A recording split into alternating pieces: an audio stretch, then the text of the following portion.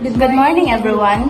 Today, we are going to discuss the surgical and medical asepsis technique in the process of vaginal birth. But first, let's recall and understand what is the surgical and medical asepsis. First, surgical asepsis. It is a sterile technique used and eliminate all microorganisms from an area to prevent infection during the invasive procedure. Some of the examples are sterilizing surgical instrument before surgery. Next is wearing sterile gloves, gown, and mask in the operating room. And the other one is using a sterile field during catheter insertion or surgery.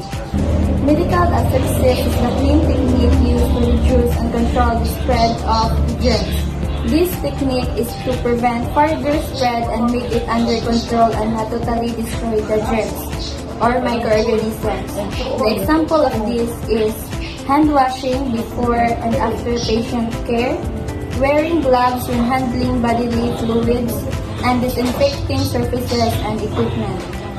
And now, to further understand on how it works in a vaginal birth, vaginal examination, and perineal repair, we're going to give a short scenario that shows and stated on how it's done.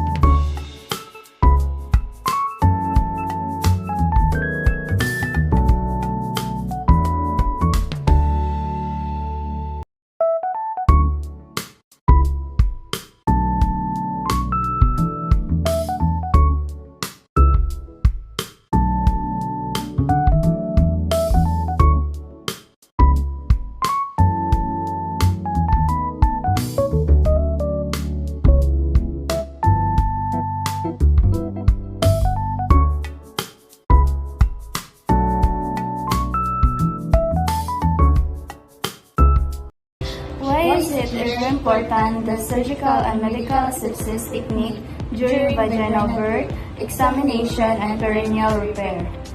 Medical and surgical asepsis are fundamental practices in obstetrics to prevent infections and promote maternal and neonatal health. Asepsis refers to the absence of pathogenic microorganisms that cause infection, while medical asepsis involves reducing the number and spread of microorganisms through practices like hand washing and the use of gloves. Surgical asepsis refers to the complete elimination of all microorganisms through sterilization and sterile techniques.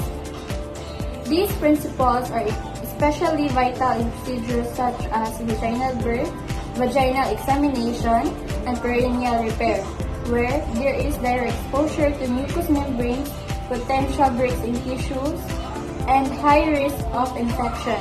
The application of aseptic technique in these scenarios plays a critical role in safeguarding both the mother and the newborn.